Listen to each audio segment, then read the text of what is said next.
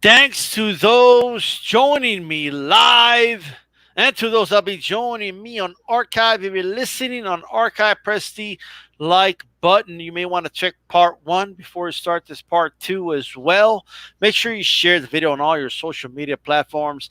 I am being joined by Stormy B Man. How's it going, Stormy? Oh man, what's going on? I'm glad to be here for the second part of an exciting tournament, the featherweights. I love these little guys, man. What's going on with you? Man, everything is going great on my end. Yesterday we had some great matches, and everyone's back in Caesar's Palace, Stormy. It's a packed house. You know what I mean? A lot of people scalping the tickets, making profit and stuff. And Salvador Sanchez is in his right now. He's waiting in the locker room, waiting to see who he's going to face in the final.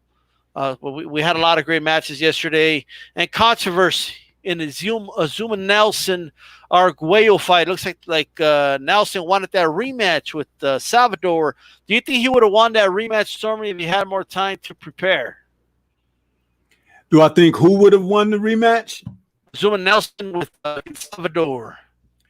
If he had more time to prepare, I think it could have been a closer fight, but I think that Salvador still had a little bit more moxie and boxing ability. Remember, at that time, Azuma was not yet quite the professor that he became, and I think that Salvador was still been able to turn back his challenge. Most definitely. Salvador Sanchez waiting for the winner of this bracket. We'll get there towards the end of this video. Shout out to Cali Enigma and Kenneth Johnson, John Wilson on here. Stay on here, guys. We got a great tournament. Make sure you press the like button. Check it out, man. We're live from Vegas, Caesar's Palace. It's a packed house, and we're going to start, Stormy, with one hell of a matchup here, which is Leo Santa Cruz against schoolboy Bobby Chacon. Leo Santa Cruz, El Terremoto. He's an active fighter today. He's orthodox, 5'7", with a 69-inch reach. He fought at the weight from 2015 to 2019. He has a win and a loss against Carl Frampton, 2 wins against Abner Morris. He'll be going up against schoolboy Bobby Chacon, who's 5'5", orthodox fighter, 70% KO ratio. Let that sink in for these weight classes. He was a featherweight from 72 to 75. Right, he did have that one decision win against Ruben Olivares later in their career, but he did lose twice to Ruben Olivares trying to gain that featherweight championship, but came up short. How do you see schoolboy Chacon against Leo Santa Cruz, Stormy? Under most circumstances, schoolboy would be considered that because of his boyish good looks, you know? But in this situation right here, schoolboy would be taking Leo to class. That's what I see right there. Because Bobby Chacon, man, was a fighter. Leo Santa Cruz has showed us he is pretty much a ducker. And the guys that he has fought, no one measures up to Bobby Chacon and what he has accomplished in his career. And because anyone who maybe poses a threat to anything he would have to offer, Leo Santa Cruz would definitely be sidestepping. So in this instance, I expect Leo to be taken to school by schoolboy Chacon. I definitely agree, man. I think schoolboy would bring it. People need to understand, just because schoolboy Chacon, he did become champion, but the times, he would step up, it was against really, really good competition. And he still got that one win over Ruben Olivares later in their career in a 10-round fight. So it's not like he wasn't capable of getting some big wins there. He had those 4 great matches with Limon and a lot of wars. So one of the greatest Mexican American fighters, and had a lot of wars with Mexican fighters out of Mexico. I think this would be a very exciting fight. I think, however, I think the power of Chacon would be the major difference here. All right. So I think that will be the main thing. You guys stay put. After we go through the first round, I put a link if anybody wants to join. But we have a lot of matches to get through. But I do agree with that. Make sure you give me a 1 for Leo Santa Cruz and a 2 for Bobby Chacon. Does anyone feel maybe Leo Santa Cruz would be able to work Chacon? I don't think so. I think these guys, Stormy, these guys that try to swarm guys and overwhelm them with a lot of work, they don't fare very well with the guys that could crack like Chacon, right?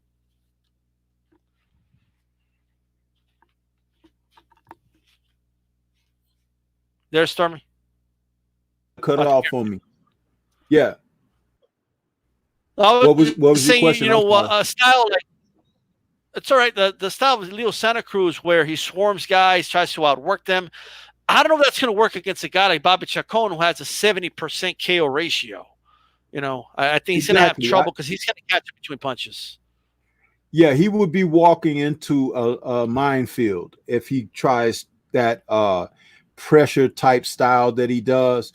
And because he has that little glitch in his right hand, that little shake he does and everything, smart fighters from the old era, they would learn how to use that against you and learn how to use it as a timing aspect of what you're going to do or not going to do. And they would catch a fighter like Santa Cruz in the dead air space and take advantage of that. Yeah, absolutely. We're going to go ahead and move on here. Only one person voting. What's up, guys? You want to vote or not? Give me a 1 or a 2. But if you don't know, I understand. But let's go ahead and go to Manng Pacquiao, the pride of the Philippines. By the way, Bobby Chacon took that first match. He was an active featherweight not very long, just from 2003 to 2004. He is a southpaw fighter, stands at 5'5.5", 767-inch reach. He has a win over Marco Antonio Barrera, where he battered him up and beat him up. The fight was stopped in the 11th round. A brother of Marco Antonio jumped in there, as you guys remember. Okay, Pirang was a Thai fighter that he defeated as well in that weight class. He had most of his big wins in and around there at 130, where he beat Morales. He did have a loss to Morales. A controversial victory in the second fight with Juan Manuel Marquez, one of my favorite fights ever. Beat Larios and Solis. He'll be going up against El Alacran, the Scorpion. Eusebio Pedrosa. He's an orthodox fighter. From 1977 to 1985, was a featherweight from Panama. He did have some early losses early in his career by KO, just like Pacquiao. They're kind of similar in that sense. Only he stayed at featherweight a lot longer. But he stands at 5'8", guys, with 68-inch reach. He did lose to Edgar Castro from Venezuela. Barry McQuinnan beat him as well. He has a win over Rocky Lockridge twice in 15-round contests and a win over Juan Laporte. All right, Stormy B-Man, big matchup here. How do you see this one? Very big matchup here, and featuring possibly the only fighter of present day that you could put back in the yesteryear category and would still have the similar type of success. It's only because of we've been able to see his body of work that I've made that assessment and who he has beaten in his career. So with this fight against Pedrosa, I would have to go with Manny. Manny has that southpaw angle and unbelievably quick hand speed and being able to dart in and out and punch from various odd angles, as he has been able to do, as he's shown us throughout his career. I think that Eusebio would be in trouble. He could catch him from angles. And there was always something about Pacquiao early in fights when he hit guys. It was a shock. It was like, damn, I didn't know that little guy could hit like that, But once you're in the fight, it's too late. You have to respect him before going in. He has been able to capitalize on a number of guys. So to keep it a little shorter now, I would say I go with Manny in this one with like an 8th round KO. Man, Manny Pacquiao with a big win here. We're live from Caesar's Palace, circa 1980s. The crowd is going crazy, and we have Kurt Sugar on the line. Bobby Chacon has advanced with a win over Leo Santa Cruz, Kurt Sugar, and now we are on this matchup. Okay, Manny Pacquiao against Eusebio Pedrosa. How do you see this one, Kurt Sugar, and how you doing? I'm good, man. I'm good. How you doing, D Style, Stormy B Man Chat? What's going on with y'all? What's Xavier, up, Kurt? not much, man. I was just a little busy. Sorry for my being late, but Pacquiao versus Pedrosa. I like Pacquiao in this fight.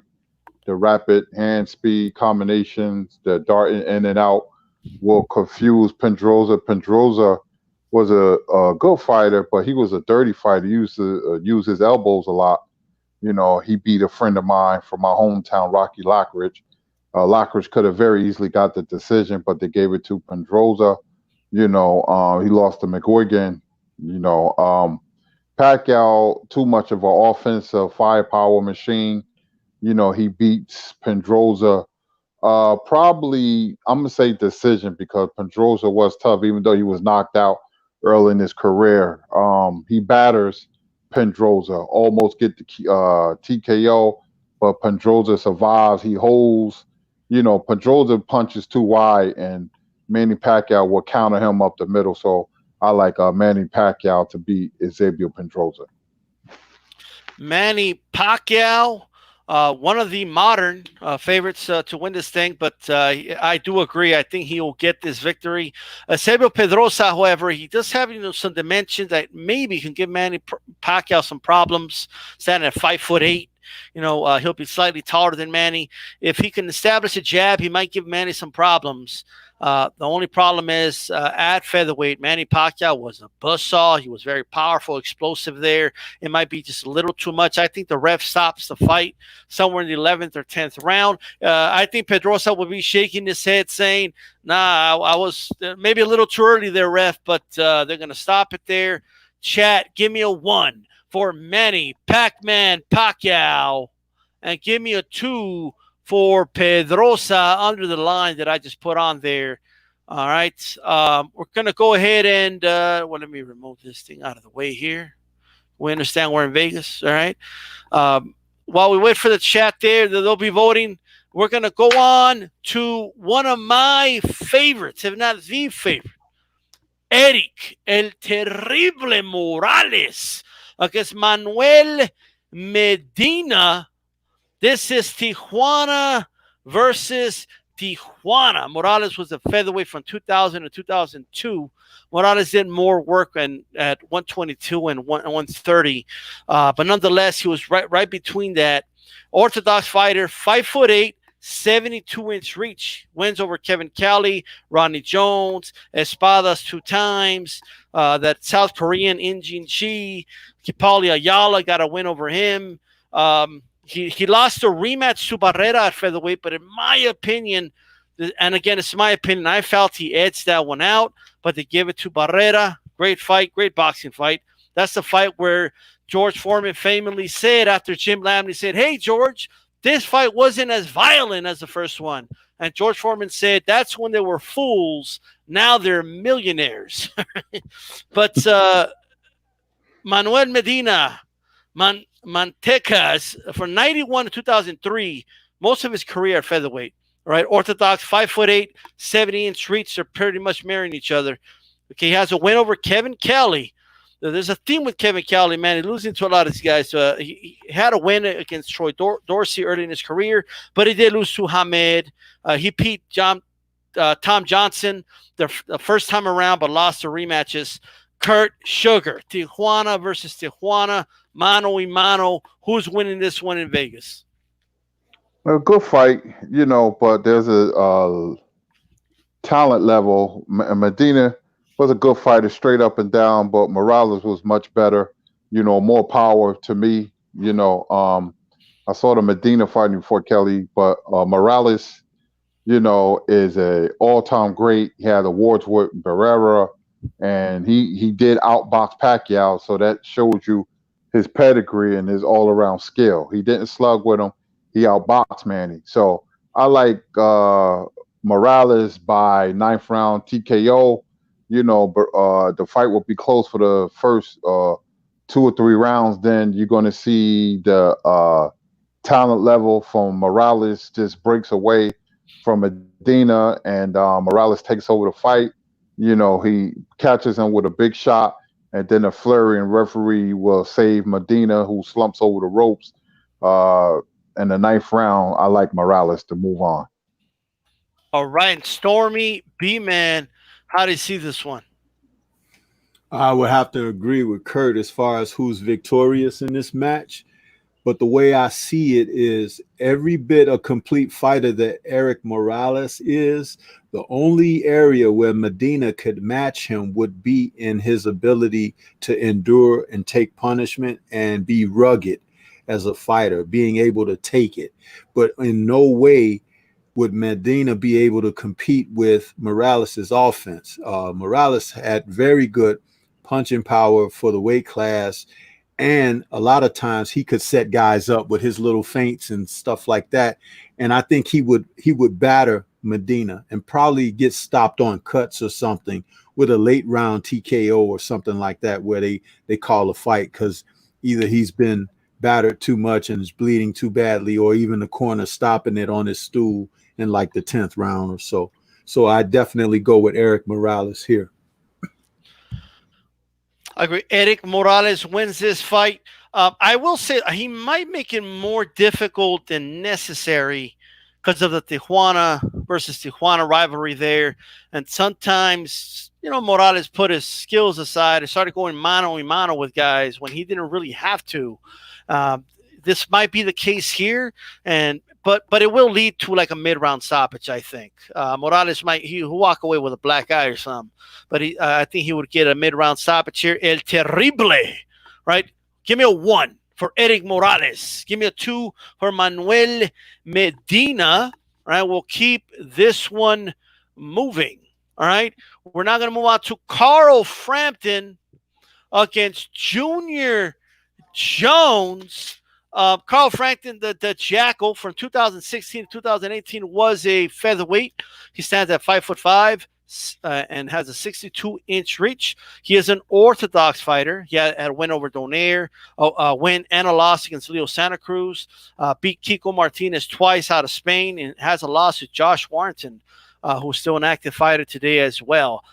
Poison Junior Jones from 94 to 96 was a featherweight. He's mostly known for his bantam and super bantamweight work, kind of like a Ruben Olivares, right? But he did fight at featherweight later in his career. He should have a TKO victory over Marco Antonio Barrera, but by technicality, since the corner Barrera jumped in the ring to stop the fight, they called it a DQ, but make no mistake about it. I don't care what BoxRec says. That should have been a stoppage in his favor. He is 5'8" with a 71-inch reach, almost a 10-inch reach advantage for Junior Jones in this fight. All right. He has a win over, Tracy Harris, Tom Johnson. He did lose to Kenny McKinney by TKO in the 4th round, and Morales has a win over him at 122 as well as McKinney. Kurt Sugar, how do you see this one? Well, Carl Frampton is a decent fighter. He did beat Leo Santa Cruz, but I like Junior Jones in this fight. Junior Jones, had length. He didn't have the best chin, but he had very good boxing skills and boxing. He had good power, very solid fighter. He had some TKO losses, but over and all, he always gave it his best. I got the pleasure of talking with him at the Golden Gloves in New York. Nice guy. I like Junior Jones to beat Frampton by wide unanimous decision. Frampton will win a couple of rounds, but I like Junior Jones in this fight. I won't be surprised if he knocks Frampton down 1 or 2 times en route to a wide unanimous decision. Junior Jones, the winner. All right, and Stormy B-Man, how do you see this one? Before we go, just really quick, shout out to Chill Boxing Talk. Salute to the homie D-Style. Keep up the excellent work, brother. I appreciate the support. Shout out to you, man, and tune in to Chill Boxing Talk every morning, Mondays through Fridays. Stormy, how do you see this one? Um, Interesting fight. I think that Junior Jones at featherweight was not as dangerous as he was when he was a little lighter. But that being said, if Carl Frampton can take the power punch that he has, I could see Frampton outworking him because Junior would have these lulls in the action sometimes and would give play away. So, in a bit of an upset here, I think what will be an upset, I see that Carl Frampton still in this fight away from Junior Jones in some kind of way by outworking him through angles of darting in and out and trying to get off volleys of shots, not necessarily trying to knock Junior out, but just trying to outpoint him and kind of pull in like a smaller version of Leonard and Hagler, where he just kind of get in and try to be busy and outwork Junior and leave Junior hunting for him. That's the way I see this one going. I got Frampton in an upset with a majority decision. Man, Frampton with a majority decision, upset special. All right. And you make some good points, Stormy. This is not the optimum weight of Junior Jones. People got like if this was a 122, 118, it's no contest to me. I'm going to slightly favor Junior Jones. However, I think that jab would give Carl Frampton a lot of problems. I think it will be close. I think it will be controversial. I think the fans will love it. However, we're going to keep Curtis's vote and Stormy's vote. I'm going to leave it up to the chat here. All right. Who you have winning at featherweight? Do you have Junior Jones or do you have Carl Frampton? Right. Give me a 1 for Carl Frampton. Give me a 2 for Junior Jones, who is advancing to the second round. Let me know. Let me know. All right, let's get some votes in because it's up to you guys on who wins this one. Battle Rifle puts his vote for Junior Jones. So we got to vote for Frampton. Another one for Jones. It's back and forth. Caesar's Palace is going crazy right now as they're going at it in the 12th round. Whoever wins the 12th round is going to win and advance. It is close. 3-2. Another one. Look at this. And a 2 is back and forth. They're going back and forth, Stormy.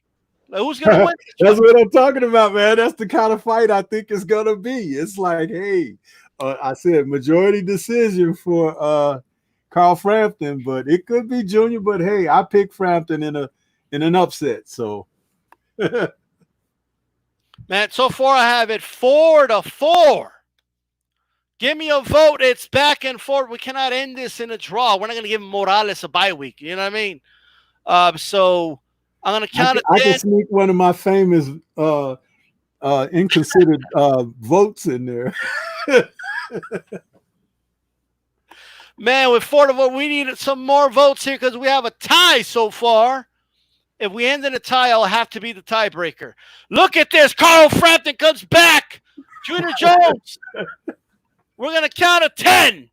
1, 2, 3. You have to say going once, 4, going twice. 6, 7, 8. And here comes Junior Jones. And a 10, and it's a tie on the scorecards. I'm going to have to be the tiebreaker, guys. Another one for Junior Jones. Well, I had Junior Jones as well. Junior Jones in a razor close decision over Carl Frampton. He almost got the upset. We're going to go ahead. Caesar's Palace is going crazy. Caesar's Palace going crazy. The people that came from England to see Carl Frampton are upset at the decision right now. Okay? But there you go. And that's what it's all about right there.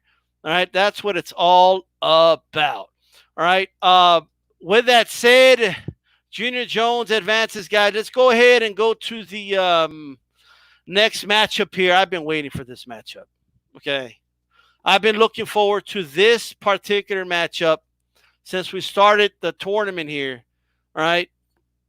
So I could get this thing off here. Where is this? All right. All right. Shout out to everybody in the chat for participating. We much appreciate it. All right. Featherweight fantasy tournament. This is Marco Antonio Barrera against Bazooka Wilfredo Gomez. Barrera's orthodox, 5'6" with 70-inch reach. From 2001 to 2004, he was a featherweight. All right. We all know about his wins over McKinney and, the lower weight classes. But Johnny Tapia, Morales in the rematch, and then Prince Nassim Hamed when he made his debut at 126. And then, of course, his run ended in that TKO loss where his brother jumped in to stop the assault from Manng Pacquiao, who was introduced to the world right there. This was when Barrera basically had a resurgence. And shocked everybody and was like, man, didn't shock that many people that knew the sport when he beat Nassim Hamed, but it shocked the world that was, filled with casual fans. Wilfredo Gomez, orthodox, 5'5.5", 66-inch reach. From 1981 and 1984, he was a 122 pound champion when he had before that, and then he moved up, and we all know about his famous loss to Salvador Sanchez, but he's on a mission here. Okay, maybe he wants that rematch. I don't know if he'll get it, but first he has to get through this guy. This is Mexico versus Puerto Rico. He had wins over Juan Laporte and Lupe Pintor at 122. How do you see this one, Kurt? It's a good matchup, but I'm gonna tell you something, man. Wilfredo Gomez will be too much for Marco Antonio Barrera, man. Barrera will try to box, but Gomez will oppose as well Barrera like he do so many other fighters. That's one of his stronger assets. And he was one of the hardest punchers in the lighter weight divisions in history, man. 32 straight knockouts, a record tied along with Deontay Wilder. 17 knockouts in title defenses. That's a record. This guy can punch. He was mean. He was nasty. When you have fighters like Marvin Hagler and Tommy Hearns and, Chavez and Gomez, those guys had a nasty attitude. And Gomez will hit you when you was down. He elbowed you. He will do whatever it takes to win. His famous fight with Lupe Pintor, he knocked out Carlos Zarate. I'll tell you, man, Gomez was a dog, man. Gomez will, by the third or fourth round, will be walking Barrera down. Barrera will try to counterpunch, but Gomez had power in any punch with either hand. Anytime, he wanted to hurt you, he was a good body puncher. He started to wear Barrera down. He catches Barrera with a straight right hand and the uppercut, and puts Barrera on his back 2 times before they stop the fight. And the 8th round, I like Wilfredo Gomez by knockout over Marco Antonio Barrera. Wilfredo Gomez. Stormy B-Man, how do you see it? You're going to have to flip-flop Kurt and I on some of these because he gets a chance to steal my thunder.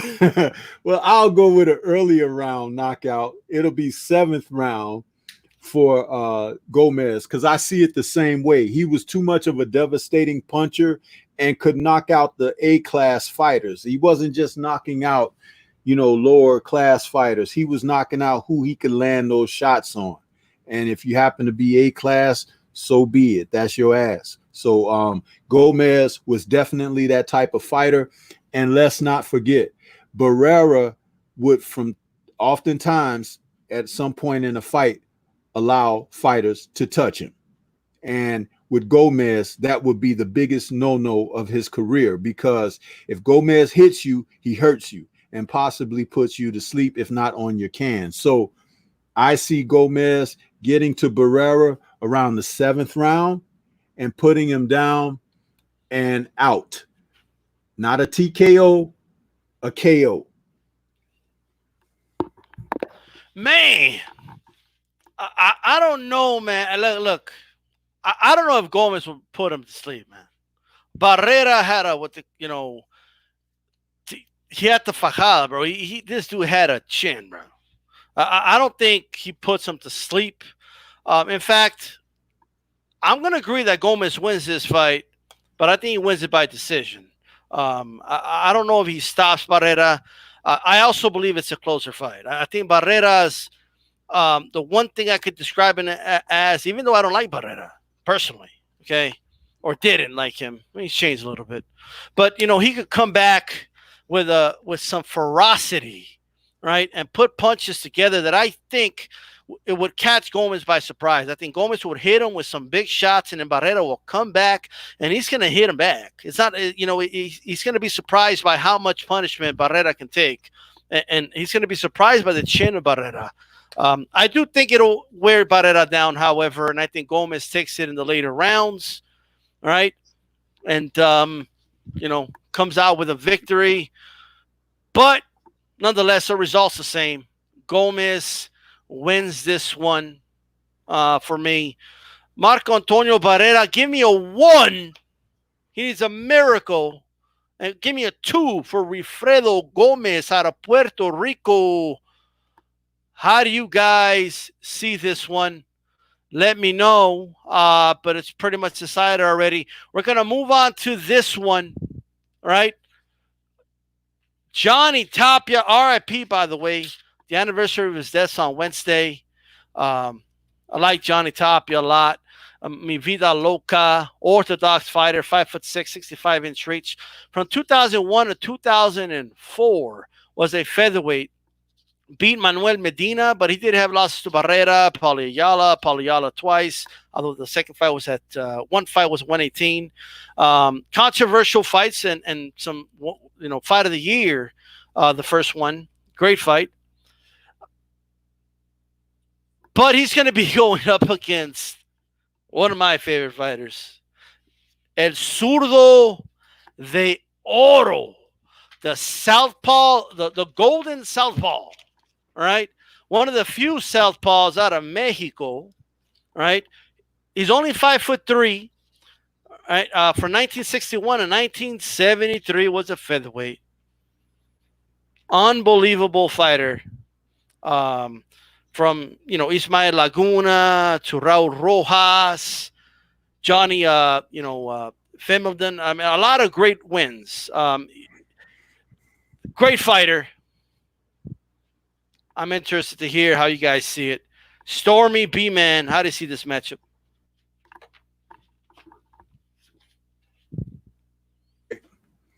Would be a good fight until Johnny Tapia, who was always kind of a mixed bag mentally there, he would do some things to get himself in trouble here. I think that Vicente was the type of fighter that could take advantage of when guys lose focus, okay? And Tapia was known for that. Sometimes he'd be even playing up to the crowd or whatever, looking to hype himself up and everything. But a fighter like Vicente, he was the type of guy that could definitely take advantage of that. And even being such a short guy, he was able to fight and he could control the tempo of the fight. I think he had enough power to be respected. And I got him winning a decision in this fight. The fight goes the distance. Both guys, decent chins. There we go. How do you see this one, Kurt? Johnny Tapia is a good technical fighter.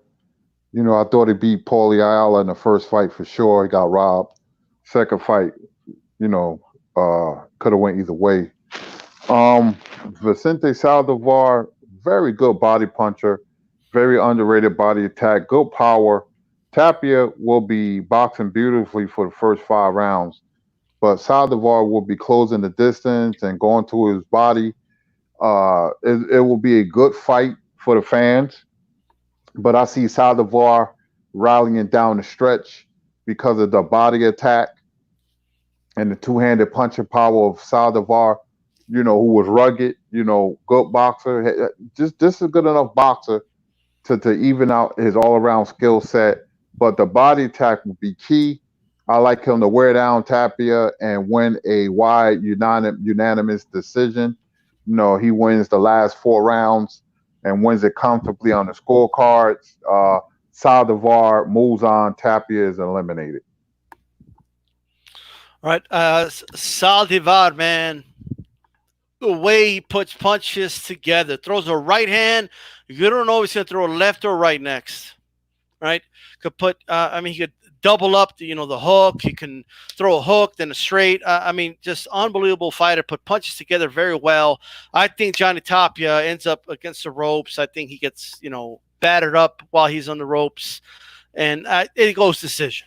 All right. I think Johnny Tapia is tough enough to go get through it. I think he has a busted up face by the end of this fight.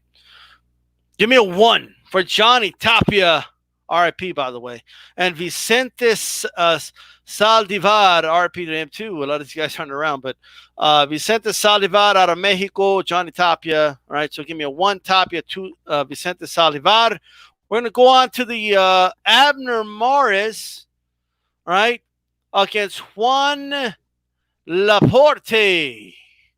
All right, we're going to go on to this, this matchup here. Abner Mares, orthodox fighter, 5'4.5", 66-inch reach, from 2013 to 2018. Okay, he has 2 losses to Santa Cruz, and he did beat Jesus Cuellar, but he's going to be going up against Juan Laporte, orthodox fighter, 5'5", with 68-inch reach. From 77 to 83 was the featherweight. He did have losses too, Wilfredo Gomez and Chavez Sr. later on at 130. But he did beat Rocky Lockridge. All right. So how do you see this one, Curtis? Juan Laporte steamrolls Abner Mares, man. Juan Laporte, out of that group with Azuma Nelson and Salvador Sanchez and Aguayo and Gomez, he was the most underrated. He gave Gomez a good fight, even though he lost. He knocked out Rocky Lockridge in 2. He gave Chavez all he can handle, man. If he would have worked a little more, he would have upset Chavez. That was a damn good fight. Laporte had a lot of dog in him. Tough, man. Tough. He would walk down Mares in the first 3 or 4 rounds. Then he will walk through him. Abner Mares wasn't a bad fighter, but like I said, he's up against Laporte, one of the most underrated fighters in all of the 80s.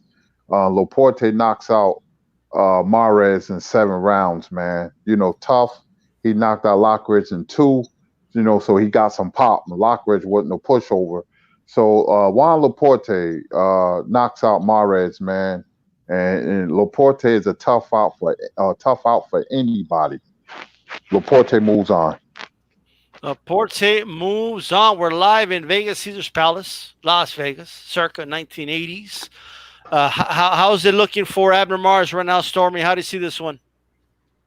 Oh, man. This is a guy that took Gomez 12 rounds, and like Curtis just said, gave Chavez all he could handle in one hell of a fight.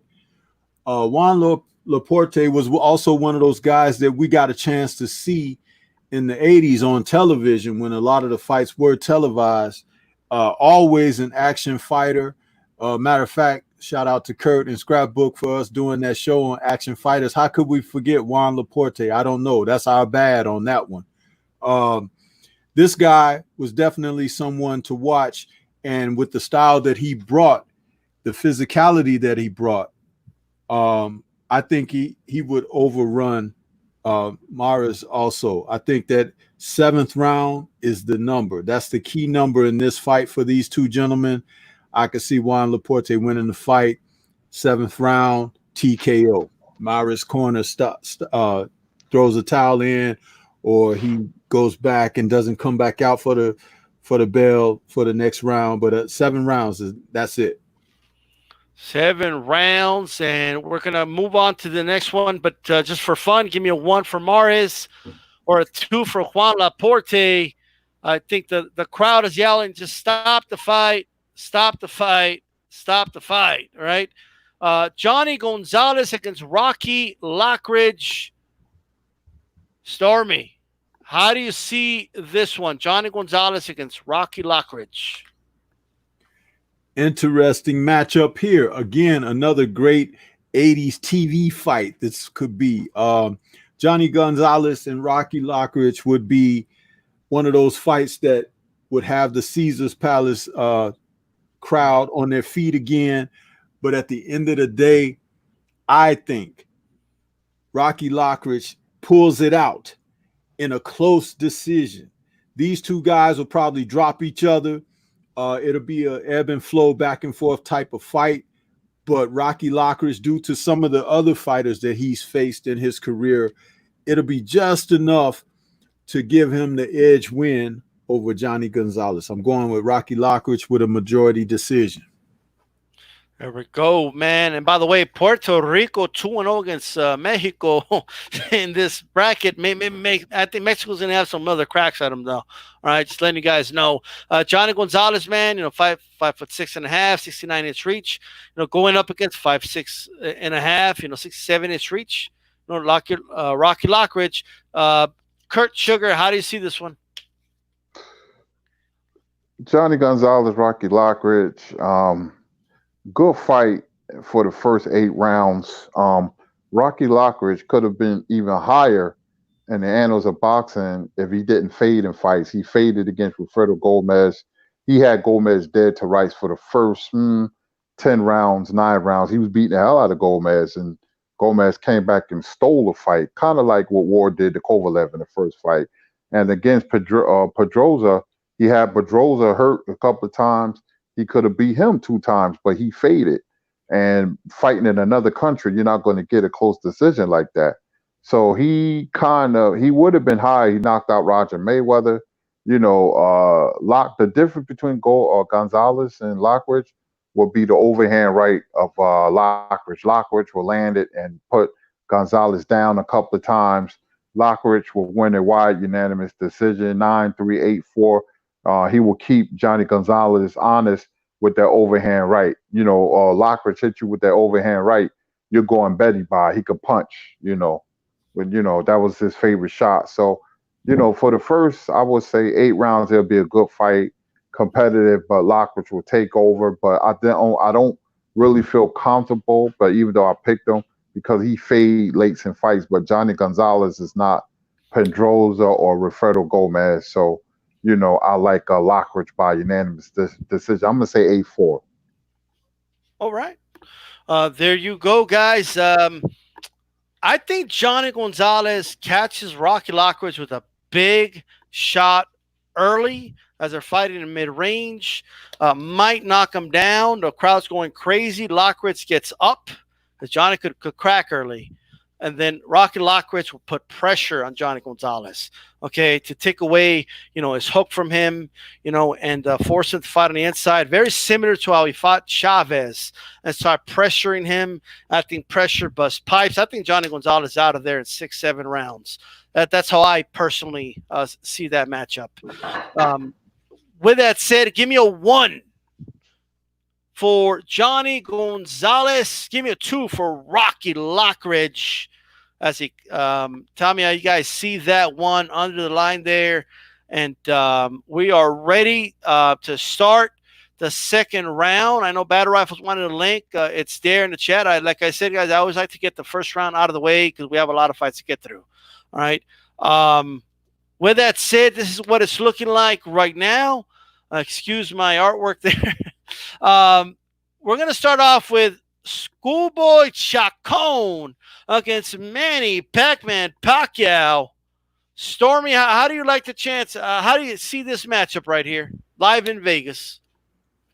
What a fight for Vegas, man. This right here, this could be like the main event of the tournament, man. This is a great fight. Bobby Chacon, Schoolboy, and Manny Pacquiao getting it on, man.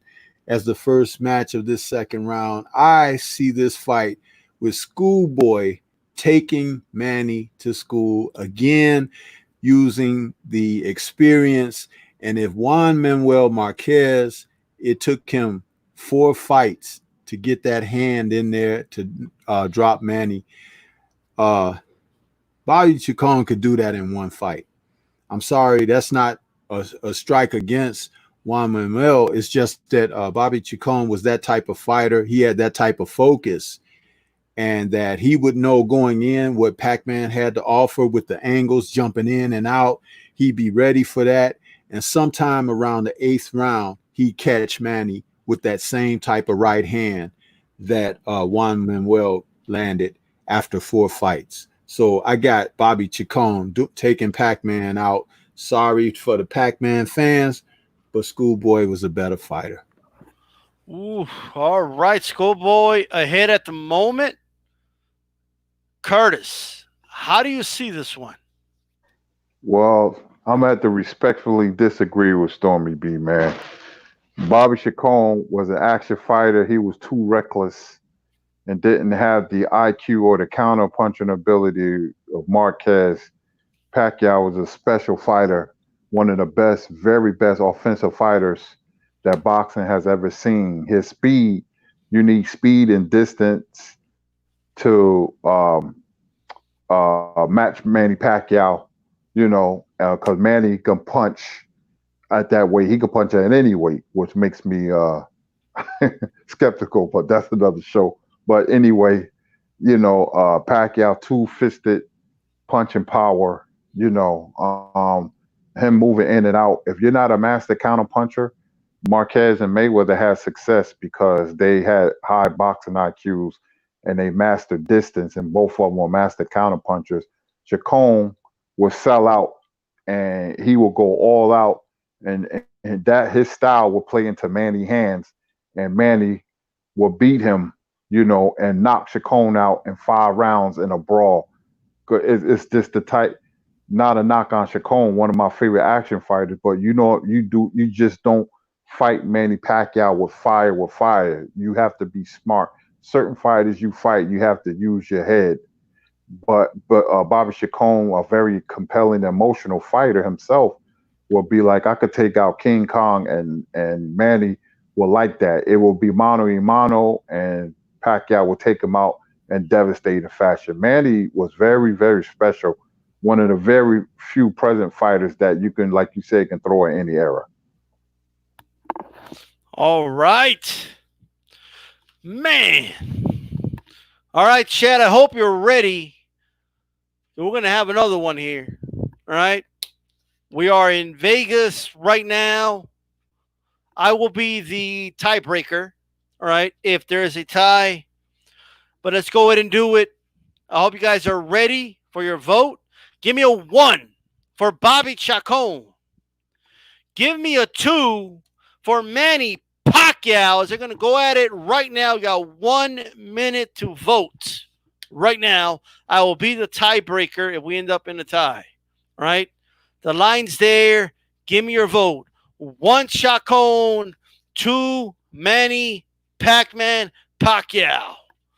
The Pac-Man versus the Schoolboy. And we're going back and forth here. Look at that. Manny Pacquiao starting to run away with it here. Bobby Chacon landed something early. And Schoolboy's coming back, Stormy. Look at this. He's coming back with some. But we'll see how this one goes. Kitana Green in the back. I'm not going to let you in. I don't know who you are. Sorry. Look at that. And right now, Bruce, pick one, Bruce. You know what I mean? Stormy. So I'm trying to get that extra vote in there. This one, it's close, but Manny has a good, solid lead at the moment. Well, not that solid, but, Bruce goes. Who you got, bro? You got to give me a vote, bro. I don't know whether to pick your heart or your head. Bruce goes. Decides Manny. Man, Bruce goes sold out, man. We're going to go with a 1, 2, 3, another one for Manny. Well, then that same guy. 5, 6, 7, 8, 9, 10. Manny Pacquiao edges it out, and he gets this win over Bobby Chacon. I see patch cards are still around. Stormy B-Man says something's going on. That's right, man. There's some fishy stuff going on here, man. Man, that's a good one right there. No need for a tiebreaker. Manny Pacquiao advances to the quarters. We're gonna move on, man. We've now a little bit of deja vu. A little bit of deja vu. I will say that Junior Jones did state that if he had a better training camp, he could have beaten Morales. Well, him at his best versus Morales at his best at 126 pounds. Curtis Anderson, Morales versus Junior Jones in a rematch. How do you see it? Well, I think this is a bad matchup for Jones. They could say better training camp. Morales just better than Jones. Jones is right there, but Morales is better because he had the better chin. Sometimes when you match up styles, it becomes a war of attrition. It's who has the better chin.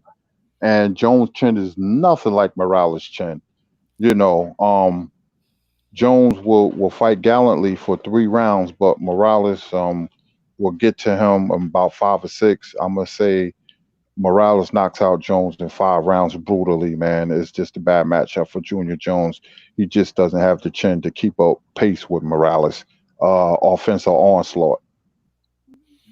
All right, and Stormy B-Man, it's a rematch. Is any scenario for you where Junior Jones can pull this one off? Nope. I think that Junior Jones will fall prey to the one thing that a lot of people did not give respect to when it came down to him. He was intimidated by certain fighters, and I think that Morales was one of them. Morales, the way he fought at that time, at that weight, when they crossed one another's paths, gave something that I think I saw. That's just me. I saw something that Junior Jones, it was just Morales brought a little bit more machismo than maybe what Jones had within him. Plus, Morales fighting at that time, it was his activity and actions of what he did in the ring. Junior Jones was the type of fighter, he was kind of like a front runner. He wasn't that fighter that can take something and then have to come back and show he can come back. Usually if he was taking something, he took it until he couldn't take it no more. He wasn't a back and forth type fighter. Morales was. He showed it in several fights against Barrera, Pacquiao. That's who he was as a fighter. You literally had to beat him down to beat him, just like Danny Garcia did, which was much later in his career. But yeah, I got Morales winning this one, possibly a 7th round stoppage, but definitely by stoppage. All right, there you go. And I agree. I think Morales, sometimes someone just has your number, kind of similar like Junior Jones had Morales' number. I'm sorry, Barrera's number. It was just a style he couldn't beat. And sometimes, regardless of where you rank them all the time, it's just there's that one guy that you just can't get past. And then you add to the fact that Morales, very successful at 126, 130. Junior Jones, not so much, So factoring that in, I think Morales takes this one. Give me a 1 for Erik Morales. Give me a 2 for Junior Jones. In the chat, Battle Rifle, while they do that, man, how do you see a potential rematch with this one? How you doing, D-Style, Kurt, Stormy? How you doing? And I just got through watching this fight literally 5 minutes ago. And honestly, I see the same thing happening. If anything, I think he could probably get a decision, but I still would be in place for Erik Morales. It was just, his offensive skills are just too great for Junior Jones. With those combinations and that Mexican left hook that instead of just throwing a standard 1-2, they like to slide over and throw them left uppercuts. I think I would give this to Morales as well. Yeah, Morales will take this one, and the chat has it one-sided as well. All right, we're going to go ahead and move on from this one. And Curtis, get us started, man, with this Mexican versus Puerto Rican matchup. Gomez, Saldivar. Is Mexico going to finally win one over Puerto Rico tonight?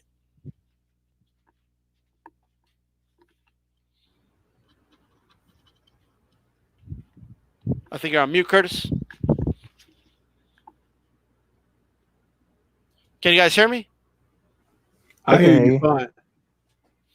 Oh, Curtis dropped off. I don't know what happened, but Stormy, get us started with this one. How do you see this matchup? Well, this is unfortunately another one of those fights where Gomez has the advantages. Being able to storm through the guys that he stormed through, like I said before, being the puncher that he is and knocking out guys that are at the top of the division, top of the sport at the time when he faced a lot of guys. Gomez has the punching power to walk through him. And I give him I want to say like a 10th round KO. But it could be much earlier due to the size advantage and everything as far as the height. But I do have Gomez winning by KO. All right, make sure you guys throw a jab at my like button, by the way. All right, and get ready. We may have to vote on this one. But, Battle Rifle, how do you see this fight? I'm sorry, which fight? I can't see the screen. It's going to be Gomez against Wilfredo Gomez against Vicente Saldivar, Puerto Rico versus Mexico. How do you see this one? I think I'm gonna give this to Wilfredo Gomez. He could literally do it all. He could box and he could brawl, and he had such a precise right hand to where he could just turn up the heat anytime he wanted. So honestly, I think coupled with his grit, his determination, and how he had so many layers to his game, I think I would give this to Gomez as well. Okay. All right, we got 2 for Gomez. Fortunately, we lost Kurt Sugar here. Let me give my take here. Man, Vicente Saldivar is a little too aggressive. Like, his style is a little too aggressive as far as to get going, to get shots put together. And he's really good at putting shots together. I see him overwhelming Gomez early. But at some point, Gomez is going to land a big shot. And the question is, can Saldivar take that big shot from Wilfredo Gomez? My answer is yes, but it's going to make him think twice. And I think Wilfredo Gomez would win this one. I think Saldivar makes it to the distance. He wins about 3-4 rounds, but I think Gomez ultimately wins. You guys let me know how you see this one. I love Saldivar, though. And I think it's stylistically, it's just a bad matchup for him. He could beat a lot of guys in his tournament, but stylistically, it's a bad matchup for him.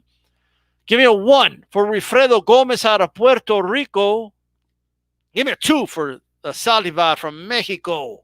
Man, Mexico's taking L's against Puerto Rico today. All right? But let me know how you guys score this one. All right? And we're going to go ahead and move on to the next matchup. Juan Laporte against Rocky Lockridge. Stormy, how do you see this one?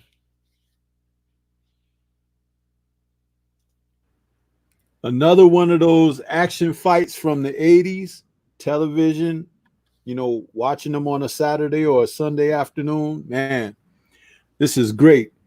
But Rocky Lockridge and Juan Laporte. I got Laporte winning this fight with the late round stoppage of Lockridge, maybe like the 10th round, in a great fight where there was a lot of contact, a lot of going, giving and taking, but I got Juan Laporte putting the bruising on Rocky Lockridge because of the shortcomings that Lockridge had. Laporte was just the type of fighter to expose that and pull this fight out like a TKO in the 10th round.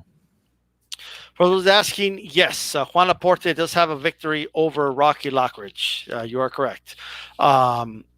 I did mention that earlier. But you said, who did you have winning again? I'm sorry. I got Laporte winning this Laporte one. winning. Okay. Yep. And Curtis is back on. What's going on, Curtis? Yeah, man. I ran out of charge. So I had to run in the bedroom and charge my phone up again, man. This StreamYard wears my battery down, but I hear you guys talk about Rocky Lockridge and Juan Laporte. They did fight. Laporte knocked him out in 2 rounds. He'll knock Lockridge out again in 7 or 6 or 7.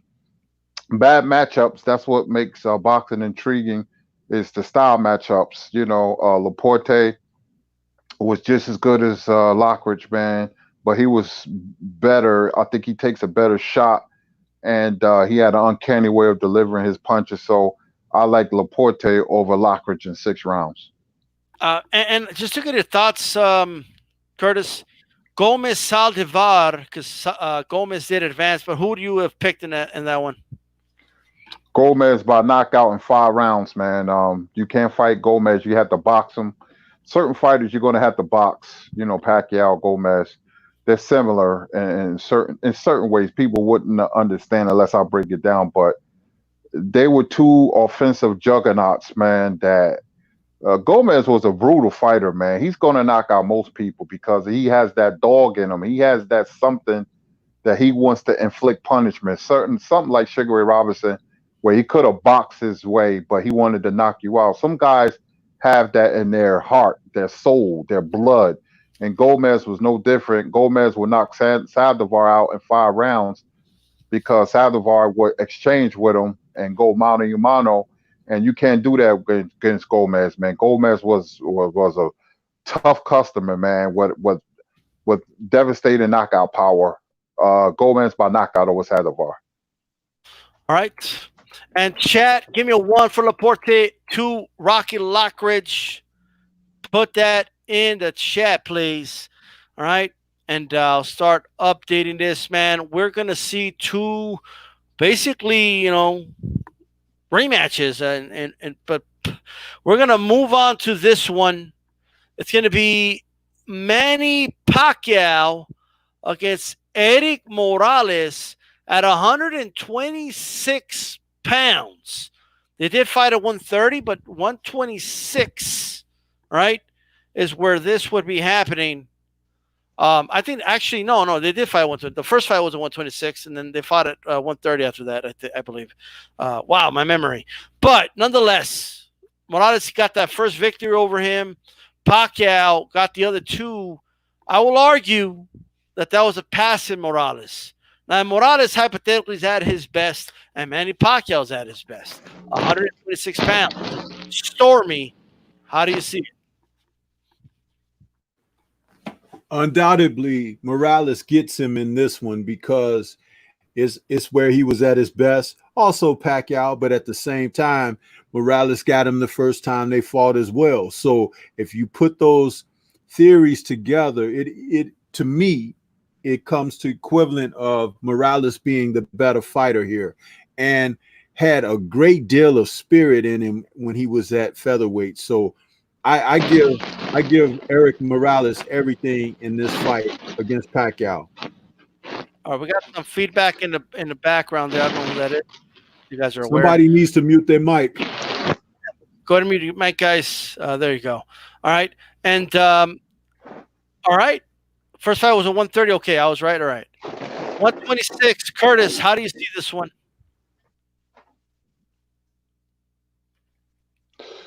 Man, this is a good fight, man. I mean, they fought 3 times. When he beat Morales, a lot of wear and tear. You know, that's not an excuse.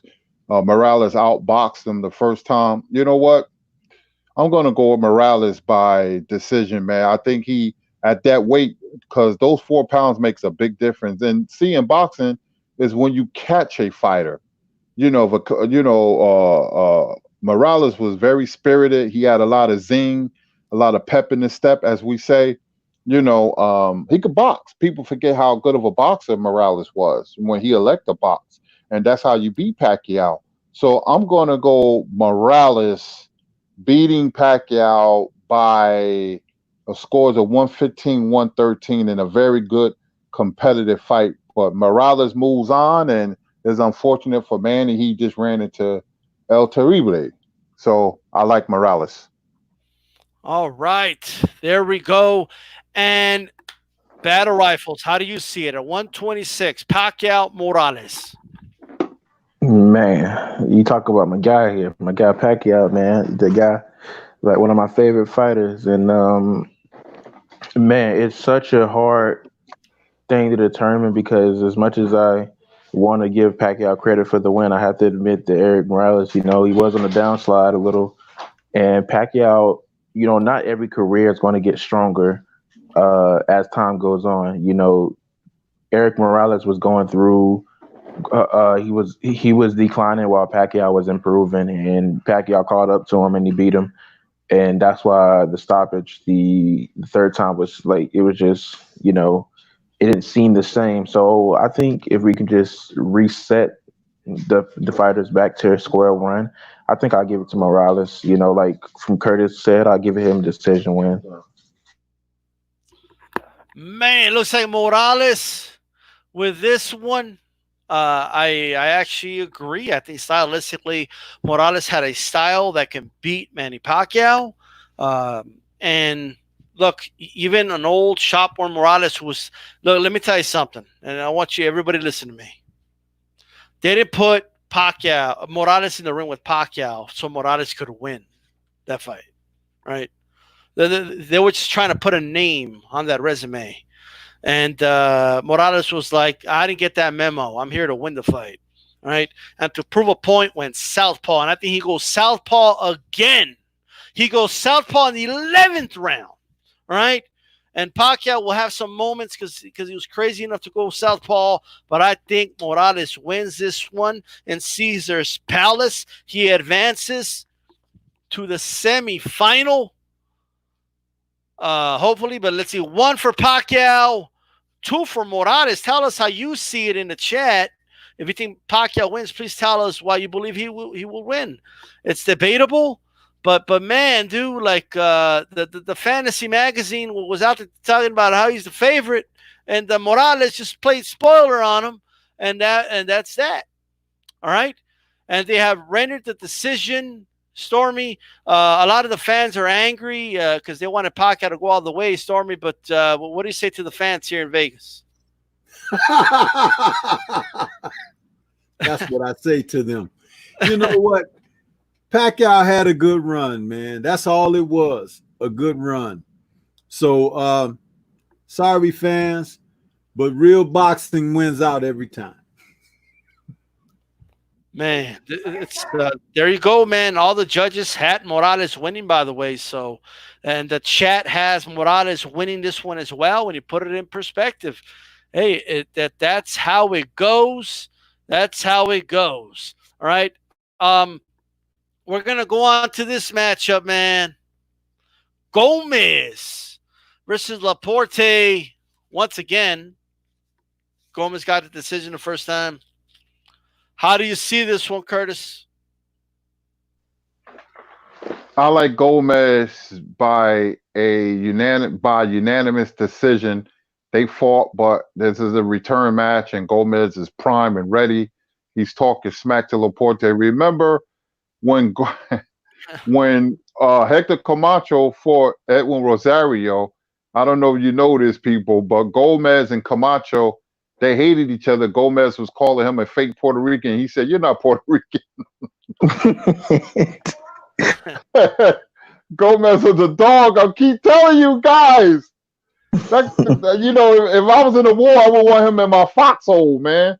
Gomez was calling Camacho, you're not authentic. You're from New York. You're not from Puerto Rico. And he was rooting for Rosario. But anyway, let's go on to Gomez. As you can tell, I'm very high on Gomez because my father introduced me to him. I mean, even though I knew him, but he introduced me to a lot of Latin fighters because as a black boxing fan, you knew who was the Alis and all those guys because they was on primetime television. But he told me about the guys that wasn't getting a lot of publicity. Maybe they couldn't speak English, like the Ruben Olivareses and all those guys, man. And but even when he was losing against Sanchez, with the fight was billed as Battle of the Little Giants. With a broken cheekbone, his face looked like the Elephant Man. He was still coming forward. That's the dog that Wilfredo Gomez had in him, and he was pummeled. I mean, Salvador beat the hell out of him, man. He really did. But Gomez and Laporte tough as old boots, but Gomez is tough as old boots and more skillful. Gomez with the unanimous decision over Juan Laporte. Gomez is an all-time great. Laporte is very good. All-time great wins out. Wilfredo Gomez advances. Laporte goes home. All right, man. Stormy B, man. Any different? No, I think that Gomez takes this one. Laporte will put up a very good fight, but the fact that they faced off, and it's like this is the type of fight where Gomez will do what he has to do to secure the fight. That means he's going to punch. He's going to be trying to land the most effective punches and everything. Laporte may be opting to try to get busy with boxing and everything, but I think at the end of the day, like Kirk said, I see a unanimous decision for Gomez. Wouldn't be surprised if Laporte hit the canvas at some point during the fight, but I got this one in total favor of Gomez. Gomez, again, like Kirk said, was one of those guys. He didn't get a lot of the credit. You had to be a true boxing fan to know who he was and everything, but he didn't get a lot of the credit and everything and flash like the Camachos and even Edwin Rosario or guys like Chavez and stuff like that. But he was every bit the fighter, if not more than a lot of those guys. So I would be more than thankful to see him get his credit here in this tournament. But I got Gomez. Battle Rifle, do you see any different here in the rematch? Yeah, before I go, Kurt, was your dad in the military? Yes. Yeah. Why you say that? Why you say? I just noticed I don't know if this sounds kind of weird, but I just noticed like a lot of guys in the military, they like watching the smaller weights, man. I don't know why. I just noticed. My father, real quick, I don't want to hold up the show. My father introduced me to all the divisions because he said, you're going to need this. You're going to run into people who, when you debate somebody and they think they have the condescending attitude, they always go to the smaller weight divisions, and they don't expect American fight fans to know that because a lot of black fighters is basically lightweight and up. So he taught me about A to Z, from Arguello to Zarate. He told me about all the fighters, all divisions. I go back to the 1600s, man. Gotcha. How do you see this matchup, Battle Rifle? Honestly, I see. I agree with Kurt. I see the decision for Gomez. He was real tough in there, real slick, and he actually, it was a dominant fight for Gomez, but the fight was competitive though. Like I remember, like Juan Laporte is one of the fighters I've seen who took. Like he probably has one of the greatest chins in boxing history. Like I have never seen somebody take as much punishment in that fight than anybody in their career. Like almost. Because I remember I was talking with an old trainer, and he was talking about one of the greatest chins of all time to him. And I'm thinking he about to name like a Marvin Hagler or Evander Holyfield. He named somebody. He named Matthew Saad Muhammad. And he fought a guy named Yaqui Lopez. And I have never seen somebody take so much punishment in a fight. It was so brutal. I almost got sick to my stomach watching it. And Wilfredo Gomez, he actually got hurt several times in that fight because Laporte just wouldn't drop. He just kept getting hit and he wouldn't drop. But honestly, I'd see Gomez winning it, but it would be a tougher fight than the first because Laporte is just that tough. He just will not go down. I think Gomez will get tired in that fight, but he will win soundly on the scorecards. All right, and I agree, man. Gomez wins this one. I mean, about time he beats up a Puerto Rican. He's been beating up Mexicans this whole damn tournament. So, all right, like finally, a Puerto Rican gets knocked out in this tournament. All right, and Gomez advances. All right, and he says, "Viva Puerto Rico!" The salsa bands are going crazy here in Vegas. And man, get the mariachis out because another Mexican versus Puerto Rican. Right. Man, is Gomez going to beat another Mexican tonight? Or can Erik El Terrible Morales find a way to box Gomez in this one? Kurt, how do you see this one? Morales, Gomez. Morales is going to come out boxing, and he's going to have success. One thing about Gomez, if you can hit him, he swells very easy. But I say after the 6th round, that dog is going to start to come out of Gomez, and Gomez is not going to lay back and be patient like he was in the 5th or 6th round. And sometimes boxing is weird because when a guy shows his tool, and it makes the other guy desperate, and he has to sell out. And you don't want a Wilfredo Gomez to sell out. He was tough enough and had a beard chin to just go face first and make it a dog fight. You know, Carlos Arate, when he was knocked out by Gomez, he was something like 62-0 with 56 knockouts. And I saw that fight at the Capitol Theater. And when Gomez buckled those knees as Arate, the crowd, the roof blew off the place. I never heard it so loud. And Gomez, when he fought Lupe Pintor, that's one of the best undercard fights in the history of boxing. You guys watched that fight, Wilfredo Gomez versus Lupe Pintor.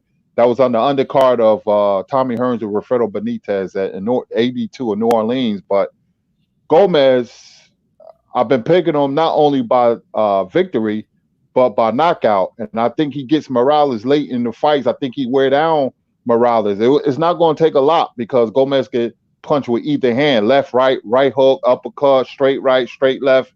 I'm telling you, man, this dude was a dog. And I think he takes out Morales in the 11th round, beginning 11th round. The referee saved him. He's on the canvas trying to get up, and Gomez is talking because he did a lot of trash talking. He would hit you when you was down. You know, he would talk to you as he hitting you, you know, like he did Lupe Pintor. He wanted to inflict punishment, and Morales is a great fighter, but so was Gomez. And I like Gomez in the 11th round knockout over El Terrible, Erik Morales. Man, if you don't mind, Stormy, I'm going to go first really quick here. All right. Go ahead, bro. All right. Let's check it out. All right. Erik El Terrible Morales is going to have an extraordinary performance in this fight.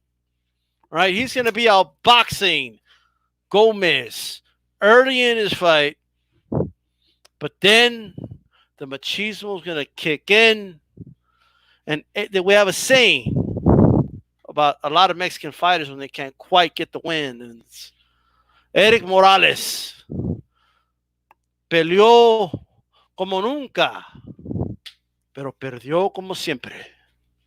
Okay, he fought like he never fought in his life, but he still lost. I think Gomez knocks him out. It hurts to say that because I'm a big Erik Morales fan, but the fact that, like, the demeanor of Gomez is not like Morales is not going to stay focused for 12 rounds and just focus on having a boxing fight. He's going to, like, his success is going to work against him. When he lands a 1-2 on Gomez and, starts landing some shots at angles on him, I think Gomez, I think he's going to relish on that a little too much. Gomez is going to catch him several times. And one thing about Morales, he did get hit, and I think Gomez stops him late, 10th round, something like that. But Morales will say that he was good, and he doesn't understand why they stopped the fight, though. Right? That's what he's going to say. And Puerto Rico again gets a win over Mexico Stormy, how do you see it? I'm in agreement with both of you brothers so far. Uh, I see Morales getting out to a great start in this fight. I can even see him puffing up Gomez's eye, one of his eyes or something, maybe to the point where it's almost swollen shut. And then Gomez is going to have to go for broke for the win. And that's where Morales is going to have a problem, because just like in his fight with Marco Antonio Barrera, he was boxing the dickens out of Barrera, and Barrera was put in a position to really have to fight back and force to fight back. But the one thing that Barrera didn't have was this punching power that Gomez has with both hands. And that's where Morales is going to get caught. It'll be something that gets in on him, and he won't be able to recover from that. He'll be beaten down. I think ninth round TKO stoppage or something with Gomez, a swollen eye, nearly swollen shut, but a very action-packed fight from the opening bell. Battle Rifle, how do you see this match of Morales Gomez? Erik Morales has combinations for days. I'm guessing he's slightly taller by like 2 inches. I think Wilfredo Gomez was like 5'7" or 5'6", if I'm trying to guess. Erik Morales is the longer guy. He's slick. He can. Has a really amazing right hand. So does Gomez. But honestly, I think when it came to Gomez, what he used to do, like he was almost like Felix Trinidad. Like in the beginning rounds, he could knock you out, but essentially his best rounds were the late rounds where he could, box a little and then hit you on top of the head. He would do this thing where he would stick his lead hand out, and he would almost feel to where he can touch your head. And as soon as he touched your head, he would just fire off that right hand. He would touch and shoot. A lot of trainers like to teach that when you fight in southpaws, but he did it as an orthodox fighter, fighting other orthodox fighters. Honestly, this is a really tough one because I can see Wilfredo getting in and getting those combinations, but I also know Erik Morales is not stupid enough to sit on the ropes and take punishment. He was never that guy. I mean, when he fought people like Zahir Rahim and people like Junior Jones, I just watched that fight like 10 minutes ago, 20. Like he always fire off a good 4 or 5 punch combination. So honestly, I think I'm gonna give this to Morales. Probably by knockout. I just don't see Wilfredo Gomez being the type of guy to get decision. You either have to knock him out, or he knocks you out, or he wins, beat you on decision. Gotcha. I think I'm gonna pick Morales. All right, man. So there you go. Chat, give me a 1 for Erik El Terrible Morales. Give me a 2 for Gomez here. It should be interesting. We're live in Vegas. It looks like Gomez is going to win this one, man. He's on a roll, stopping Mexicans tonight, but he's about to run into the biggest Mexican of them all. All right, so rematch tonight. Curtis, how do you see the final here? I mean, we've already seen it. Is there anything Gomez could do? He's going to go up against Salvador Sanchez once again. How do you see it?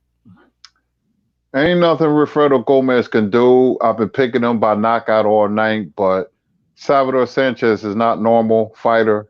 He's very abnormal. He's a brilliant fighter, born to fight. When he came out his mother's womb, one of the very best Mexican fighters in a country rich with boxing culture and talent.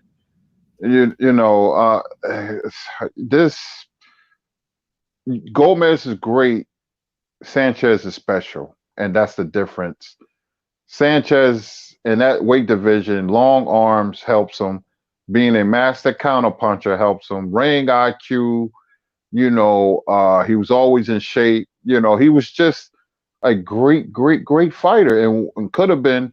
It still is at the young age one of the very best fighters that we ever seen because what he accomplished. Look at the people he beat, man. Laporte and Nelson, and go on and on. Little Red Lopez, Gomez, and he beats Gomez again. This time he gets him in 7 rounds. Gomez is going to try to sell out. He's very hard headed. You can't put that guy on a leash, man. He's a wildcat. He's not domesticated, and that plays into Sanchez's hand. Sanchez, like I said, the counter punch ability. Gomez swells up when you hit him, and Sanchez takes him out, and we have a winner. And Kurt Sugar's book is the great and special Salvador Sanchez. What a fighter, man! What a fighter! Absolutely. Stormy, how do you see this rematch at 126? Man, Salvador Sanchez had everything going for him except for extended life, man. This gentleman here was etched in the annals of boxing history as one of the greatest fighters that we had seen at the weight where he fought.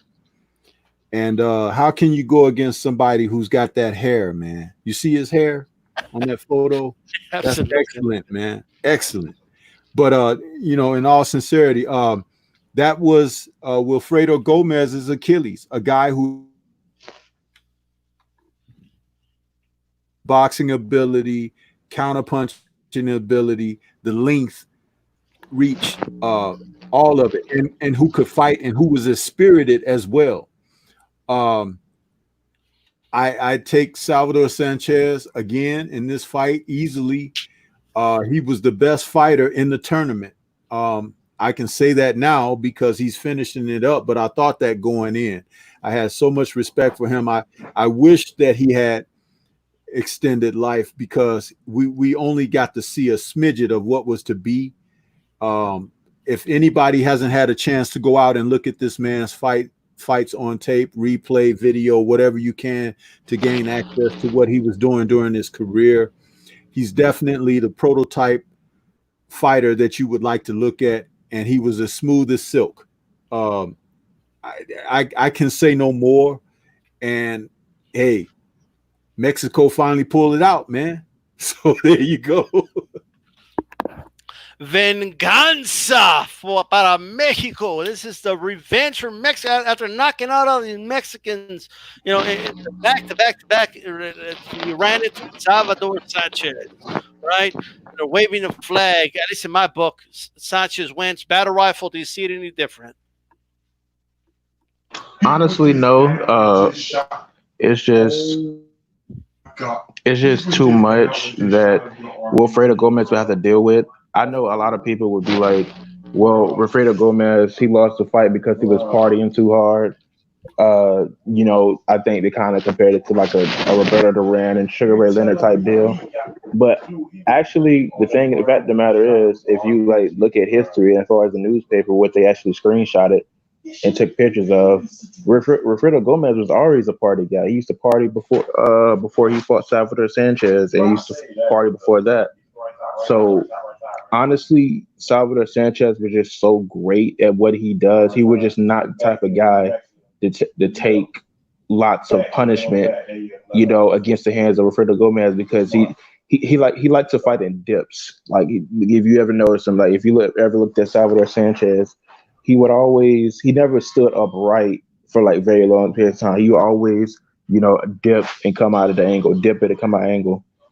And that was the reason he caught Wilfredo Gomez on time. I didn't see another real Wilfredo Gomez in the ring. It's just that every time Salvador Sanchez would come out of those dips, he would come out with a right hand. And then if you looked at the first fight, he knocked him down in the first round. Wilfredo Gomez thought he was going to come in there and knock him out. He rolled the punch. He rolled the punch. He held the phone with his left hand. And then he came back with a right hand, locked Wilfredo Gomez on his butt. So he was that textbook of a boxer to go back and use such a grade school-ish fighting tactic that they teach you as soon as you get in the gym, and he perfected it. He was just that type of fighter. I see Salvador Sanchez stopping him quicker, like Stormy and Kurt Sugar said. Well said, man. And it is a wrap, guys. Okay, live from Vegas.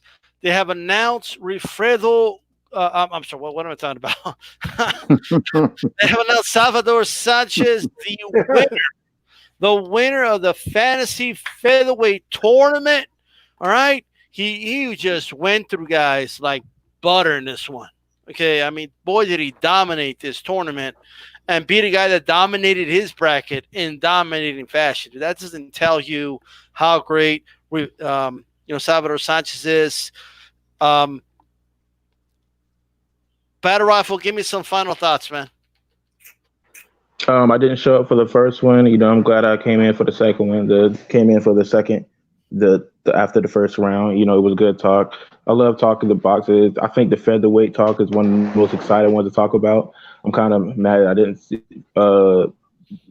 to the first one, but I'm glad we had to sit here and talk about it and get our thoughts out. Salvador Sanchez, will be remembered as one of the greatest featherweights for a reason, and he's in his bracket for that reason. Absolutely. Kurt, the crowd's going crazy. The mariachis are playing in Vegas. Salvador Sanchez dominates. Give us your thoughts. Well, when I talk to the old school Puerto Rican boxing fans, they say that Gomez wasn't prepared because the night before he was messing with some actress from Puerto Rico. I know you talk about, I'm not buying it. The sour grapes, I don't like excuses. He got whooped. Many fighters had women, before the fight.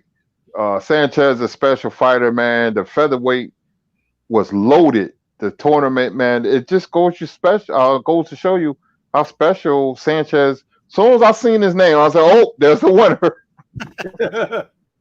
I said, "Ain't nobody beating Sanchez, man.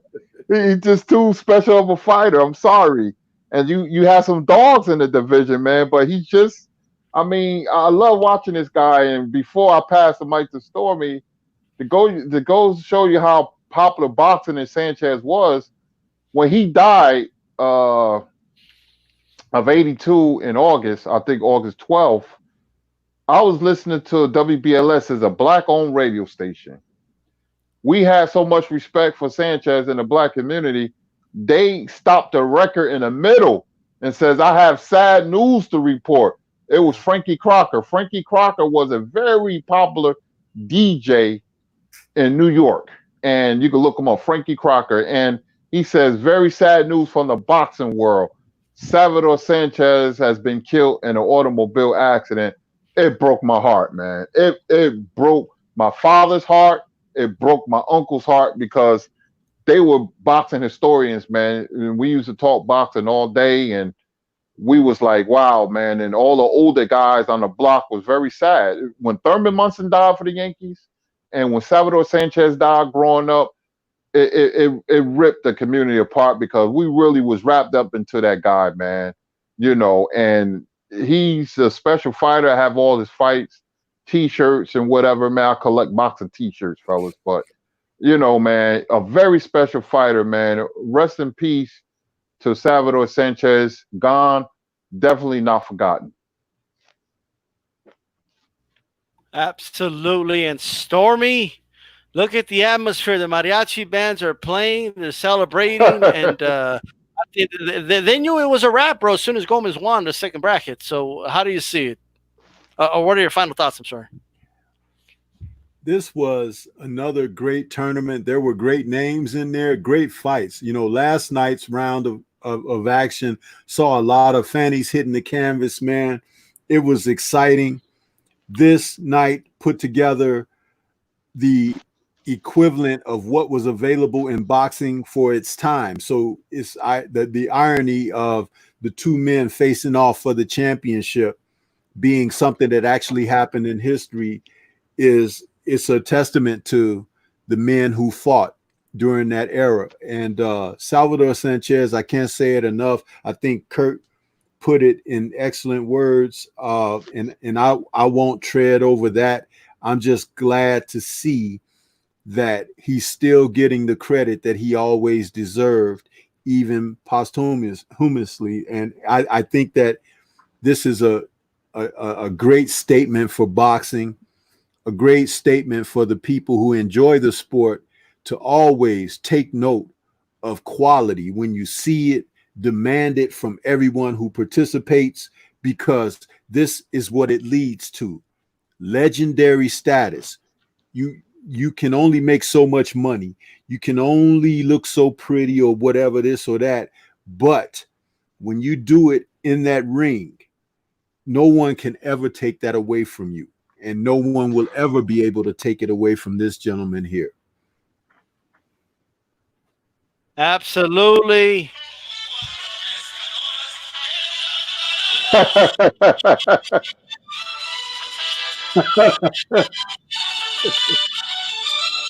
So this, they're celebrating Vegas. A lot of Mexican things tonight. But man, I want to thank you guys for joining me, man. If you guys have any final thoughts, Kurt, any final thoughts before I wrap this one up?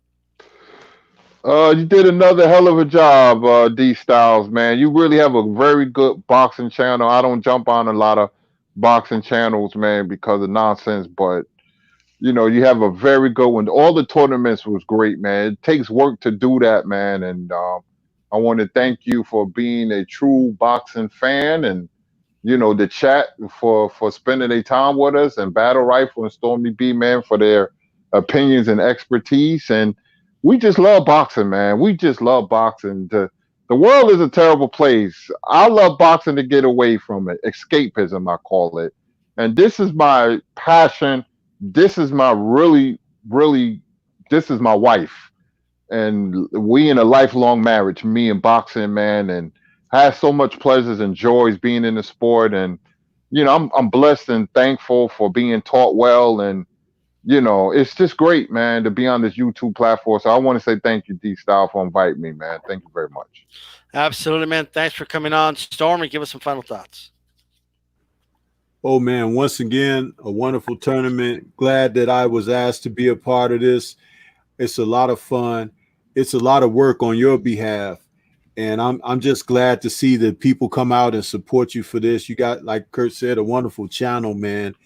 And it's just great to know you and the brothers that's out here in the community, and Kurt and Battle Rifle, everybody that participated.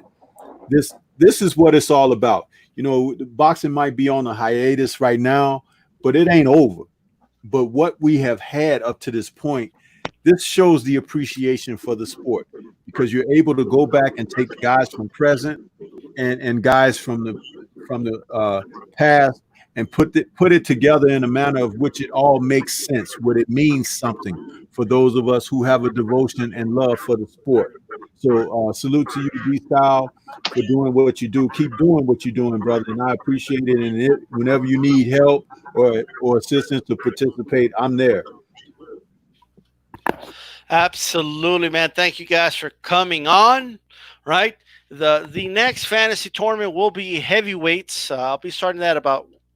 I'm not sure yet. I'll know by next week when that will be, but that's definitely the next one, right? Because we still have a ways to go for some live boxing and stuff like that. I want to thank everybody that tuned in. Make sure you throw a jab at the like button. Make sure the like button turns blue. This is D-Style Boxing.